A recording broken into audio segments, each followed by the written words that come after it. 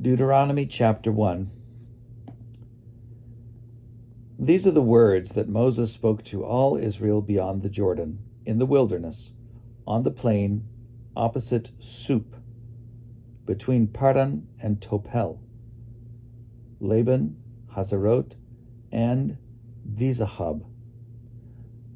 By the way of Mount Seir, it takes 11 days to reach Kadesh Barnea from Horeb. In the 40th year, on the first day of the 11th month, Moses spoke to the Israelites, just as the Lord had commanded him to speak to them.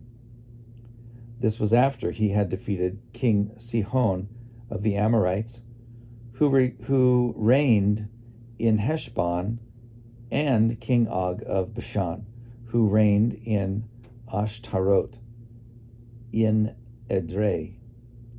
Beyond the Jordan, in the land of Moab, Moses undertook to expound this law as follows.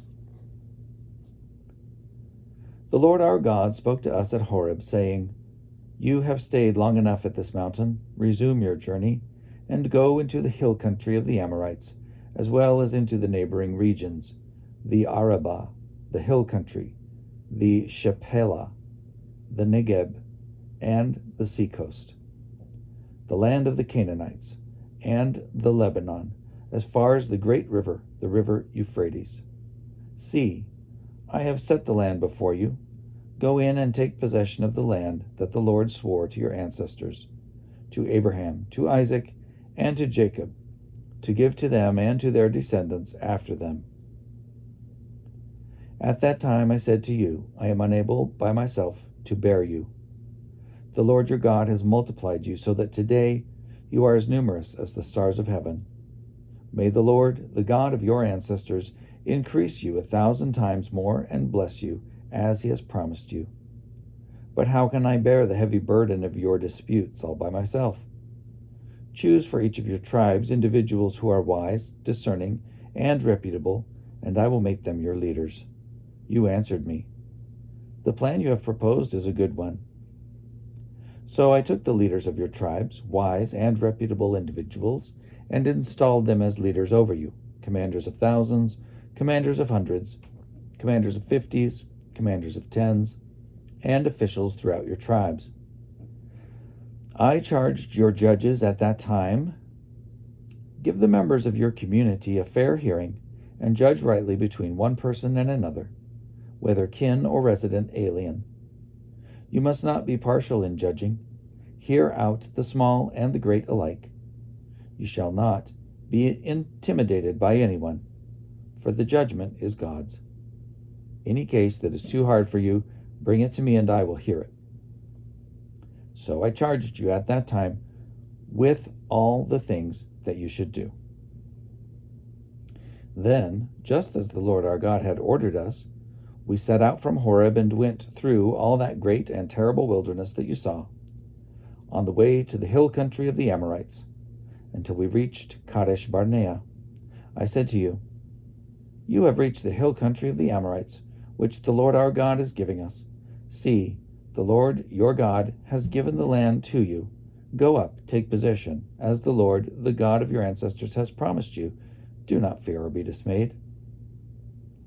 All of you came to me and said, "Let us send men ahead of us to explore the land for us and bring back a report to us regarding the route by which we should go up and the cities we will come to."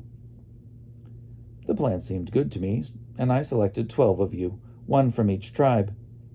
They set out and went up into the hill country, and when they reached the Wadi Eshcol, they spied it out and gathered some of the land's produce, which they brought down to us.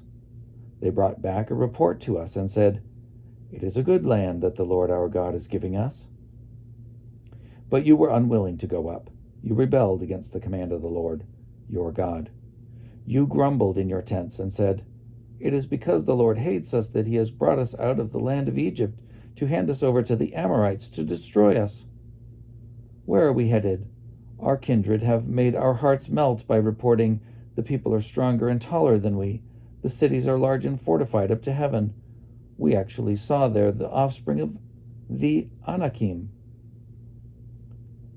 I said to you, Have no dread or fear of them.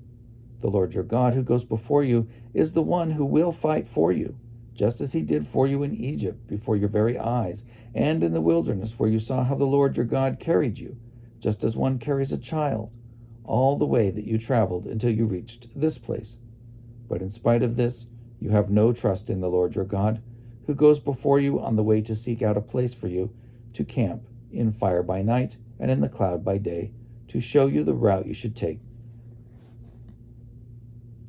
When the Lord heard your words, he was wrathful and swore, not one of this evil generation, shall see the good land that I swore to give to your ancestors, except Caleb, son of Jephunneh. He shall see it, and to him and his descendants I will give the land on which he set foot, because of his complete fidelity to the Lord. Even with me the Lord was angry on your account, saying, You also shall not enter there. Joshua son of Nun, your assistant, shall enter there. Encourage him, for he is the one who will secure Israel's possession of it. And as for your little ones, who you thought would become plunder, your children who today do not yet know right from wrong, they shall enter there. To them I will give it, and they shall take possession of it. But as for you, journey back into the wilderness, in the direction of the Red Sea.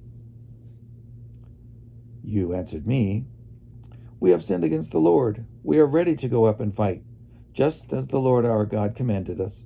So all of you strapped on your battle gear and thought it easy to go up into the hill country. The Lord said to me, Say to them, Do not go up and do not fight, for I am not in the midst of you. Otherwise you will be defeated by your enemies. Although I told you, you would not listen. You rebelled against the command of the Lord and presumptuously went up into the hill country. The Amorites who lived in that hill country then came out against you and chased you as bees do. They beat you down in Seir as far as Hormah. When you returned and wept before the Lord would neither heed your voice nor pay you any attention. After you had stayed at Kadesh as many days as you did,